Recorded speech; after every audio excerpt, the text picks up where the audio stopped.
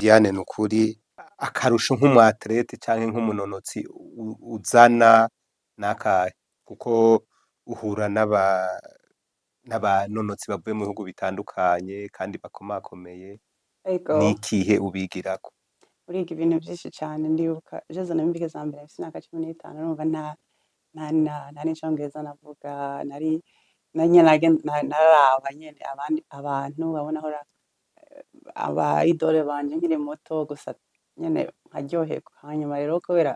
2012 nari mpejeje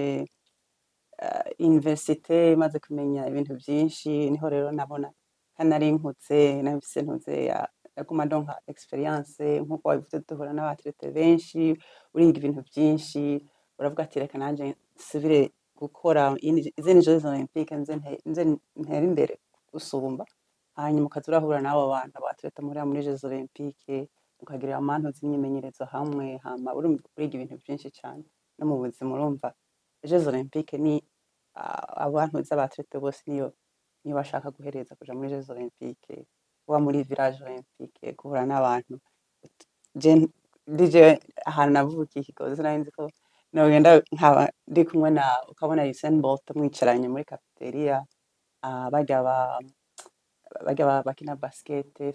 arya amasport yose ubona ngo tuba turi muri ntuze village ibintu rero biryoshe cane kandi birakwigisha ibintu vyinshi cane mu buzima. ego uti nagenda hura n'abakinyi canke abanonotsi b'ibihangange ba Usain Bolt n'abandi bakomakomeye wotubwira muri make abakinyi b'ibihangange turetse Usain Bolt kuko wamaze kumuvuga kubera turazi nyene ko muri Jeux Olympiques haba harimwo n'abakinyi bakina za football bakina n'ibindi bakina basket nk'abakinyi nka babiri canke batatu bandi bokongera ku Usain Bolt mwamaze guhura n'ingene wiyumvise mumaze guhura Rero nkuko bivuze ni benshi ndibuka muri 2012 muri Londres mpuye na Serena Williams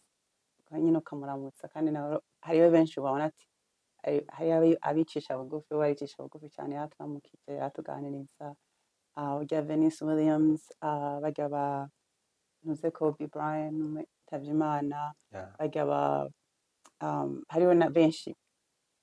ntibuka n'amazina ariko na cyane cyane ikintu kiryoshe ego ba mwe muri Brazil yitwa Neymar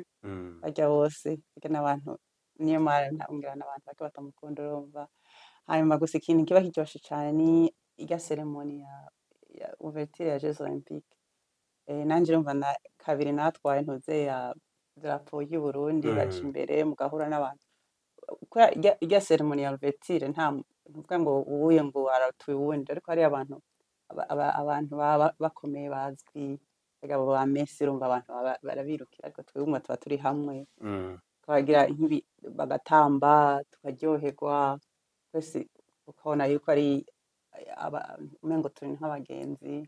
urumva twe haragera ahantu ukamenyera barya ntubabone ko ari abantu b'abastar kandi urumva twese tuba turi nawe uba wabaye umusitari kuko uba waronse akaryo keza ko guserukira igihugu ego waruvuze uti wararonse n'akaryo nka kabiri ko gutwara idarapo ry'igihugu muri ico gihe wiyumva gute wabaye mu porte drapo byari byose cyane muri 2012 kandi niho nari kuvuta kwerekana ntuze ya kitsire iwanyu kumva nyene uryohewe cyane nkuko bivuze mfashe ntuze drapo abiwacu abarya abakinyi bandi batlete bandi bari n'abanzene n'abofisiere bari nyuma yiwawe umva nyene utwaye igihugu ciwawe ni ikintu kiryoshe cyane kiruta no kugira ama competition mu bisanzwe urumva nyene kandi abantu benshi barazi ko baraba ntuze ya ceremony ya ouverture cyane kavuga ati ngo n'u Burundi bakabone ntuze ya ingene twambara aho rero ivyo vyari biryoshe cyane n'ibintu azopfa nibagiye ego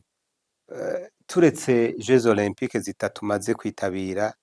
hari n'izindi nkino mpuzamakungu nizera ko wagiye uritabira bega wewe nka Diane NUKURI hari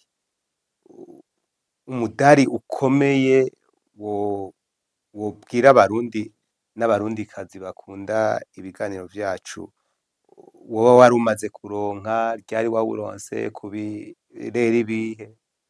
ego n'ingene wawakiriye muri make? umudari novuga yuko maze kuronka ukomeye ni umudari wo muri jeux de la francophonie, birya bihugu vyose bivuga igifaransa, mu 2001 narabaye wa gatatu, hama cari ico gihe naciye nsigara muri Canada, hanyuma muri 2013 nararonse médaille d'or muri jeux de la francophonie, hanyuma nkaba nca ndabatana record mondial y'ibihugu bivuga igifaransa, n'ubu ndacayifise, niwo mudari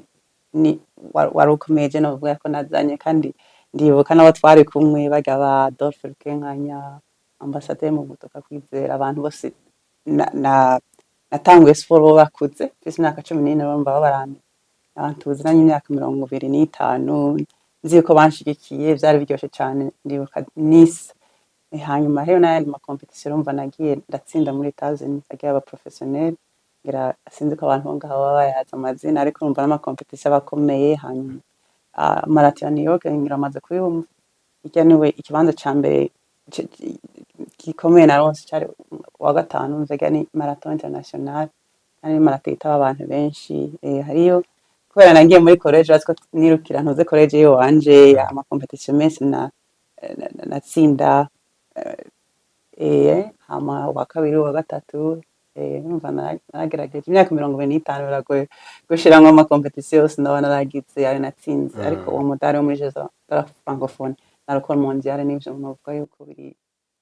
Ku bwawe umaze gutahukana ikibanza ca mbere muri jeux de la francophonie, ugatwara umudari w'inzahabu, ukagira n'iyo record, wiyumvise gute? Niyihe sura ya atletisme y'Uburundi wewe wabonye muri wewe? Je naryohewe cane kubera nkuko nabivuze, nibutse ukuntu nakuze natanguye atletisme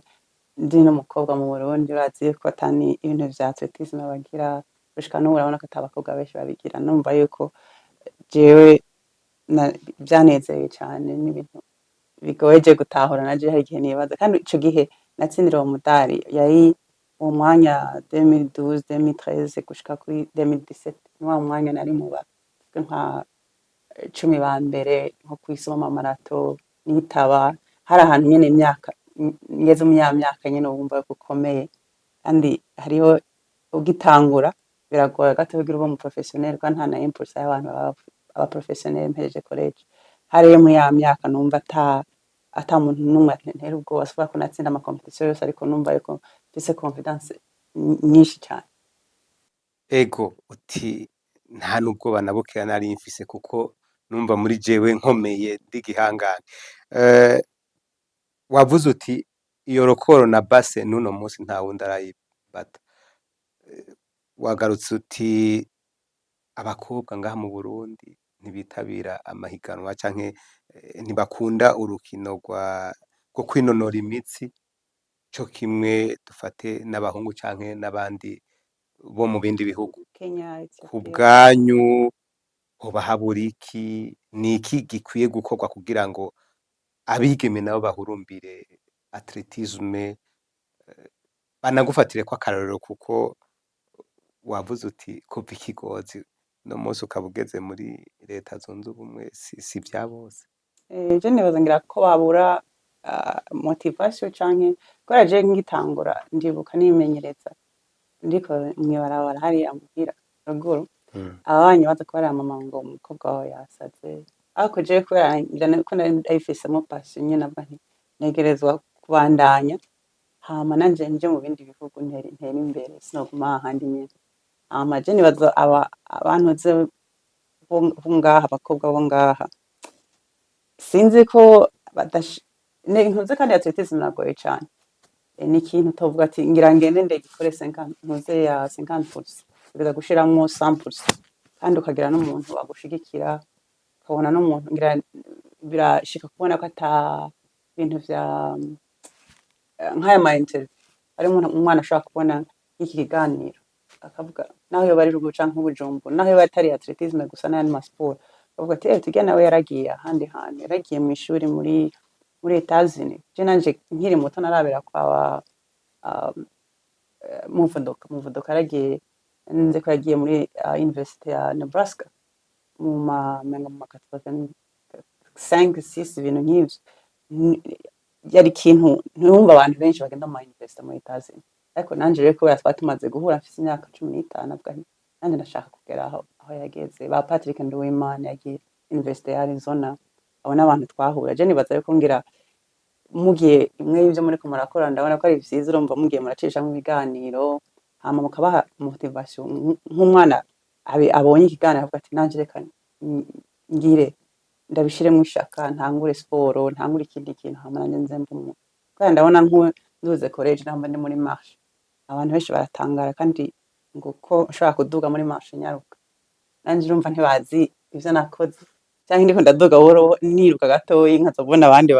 abahungu canke abagabo bavuga ngo nta bakobwa ngo mu Burundi ngo bagira ibintu nk'ibi, nanje bambonye biranagoye ko nduga ntibambonye ngikomeye ariko ndagira urubonye umukobwa ariko aragira competition yiruka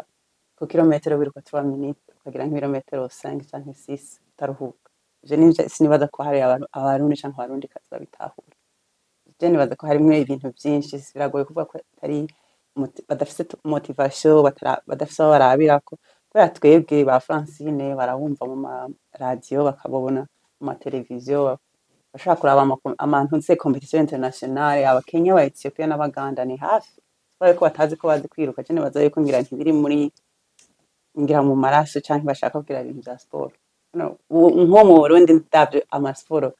abantu bariko bagira siporo biruka ku manuko sinibaza ko ari education sport bafise cyane ariko bavuga nabi. Ego mu kanya waruvuze uti abantu bakubonye uriruka babwira mama wawe ngo wa mukobwa wawe yasaze, yavyakira gute? Mbega abantu batahura guco umwana w'umwigeme ahurumbira ivya siporo bobo bavunira akagoro haka? Numva mama n'umuntu yamatubwira ubwa mbere ko kw'ishure naho woba uba uwa mbere muri mu bintu vya atletisme canke mu yandi masiporo urashobora kuvunika ejo, hanyuma ata amashuri ufise urumva ucuguma muhira. Yamwe atubwira yuko dutegereza ubwa mbere kumenya mw'ishuri. Je yarambwiye nimba ufise amanota meza nzokureka ubandanye ugire ntuze iyo atletisme, kandi n'umuntu kuva kera yamye ikintu cyose dushaka yaradushigikira. Kandi urumva no mu mama atize yigishije gusoma no kwandika, umva hariyo abamama si benshi baba bafise bankuraje abana babo. Rero abandi bavyeyi rero badashigikira abana babo bahanura yuko ni kureka umuntu akagira ico yiyumvamwo, hanyuma kenshi nta n'amahera nturinda kubaha amahera ngo bagende ngo muri siporo, kandi siporo ni ikintu gikomeye cane kirakwiza kuguruka mu mutwe, uratembera urahura n'abantu ukavugisha n'abandi bantu batameze nka wewe batava mu karere kamwe. Ni siporo biragoye yuko je nobisigura kubera je yarampinduriye ubuzima. Nanje rero nizeye yuko nk'umuntu yifuza kugira ikintu nimba ushaka gukina basket ushiremwo umwete, wegera abantu bagira bakwankuraja, wegera abantu bakoze ibintu nabo bateye imbere ubabaze nka kuri ama business. Ushaka gutera imbere muri business uregera umuntu nawe yagize business akagira ntuzigise ama experience biryo bariko uravuga byo kuja muri Jeux Olympique, guhura n'abantu bakomeye kurusha abandi hama ukigira ukabigirako. Rero nivyo we n'abantu nimba uri wa ruguru nimba uri Bujumbura kugira nimba ushaka ikintu bwa mbere hoho si mama wawe cyangwa papa wawe azokushakira, wowe uzogikora hanyuma batavyumvise nabo basigurire. Hanyuma na Jerry mama kenshi ntiyumva ivyo ndiko ndakora, ariko yavuga ati yabonye jewe ngenda ndaheza ntuze university atakintu na kimwe, ari abantu nyene yansiporta n'abantu bamfasha nyene, ariko urumva nije nabishatse. Iyo ntabishaka ivyo vyose ntivyari kubaho.